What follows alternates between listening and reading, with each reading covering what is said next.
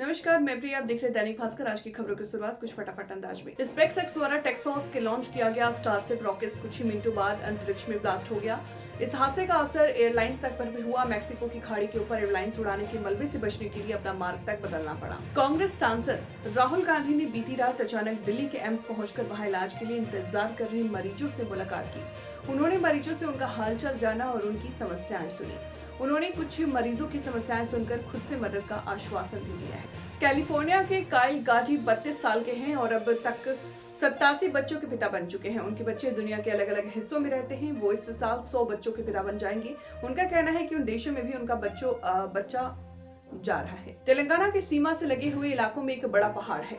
इस इलाके में नक्सलियों की बटालियन और कुछ संगम नक्सलियों की गतिविधियां देखी जा चुकी हैं। इसकी जानकारी जवानों को दी गई और फिर एक बड़ा ऑपरेशन लॉन्च किया गया।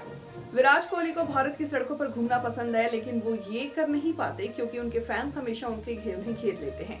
कोहली कई बार इस बात की शिकायत कर चुके हैं। हाल ही में फिर ऐसा मामला देखने को मिला है जहां कोहली भारत की सड़कों पर निकले तो फैंस ने उन्हें घेर लिया और वो नाराज हो गए। बिग बॉस 18 का ग्रैंड फिनाले अब बस 2 दिन में है।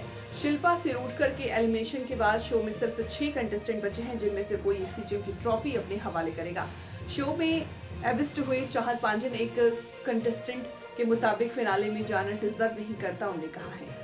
हरियाणा सरकार ने बेटी बचाओ बेटी पढ़ाओ अभियान के तहत राज्य की सभी महिला सरपंचों को उनके संबंधित गांव का ब्रांड एम्बेसडर बनाने का फैसला किया। साथ ही अगले 5 वर्षों में 10,000 आंगनबाड़ी केंद्रों को सक्षम आंगनबाड़ी केंद्रों के रूप में विकसित किया जाएगा। उत्तर प्रदेश के कई जिलों में कभी घना कोहरा, कभी बादल और कभी धूप के बीच ठंडा का असर बरकरार है। कई जिलों में सुबह घने कोहरे और शाम तक बूंदाबांदी ने जनजीवन को प्रभावित कर दिया।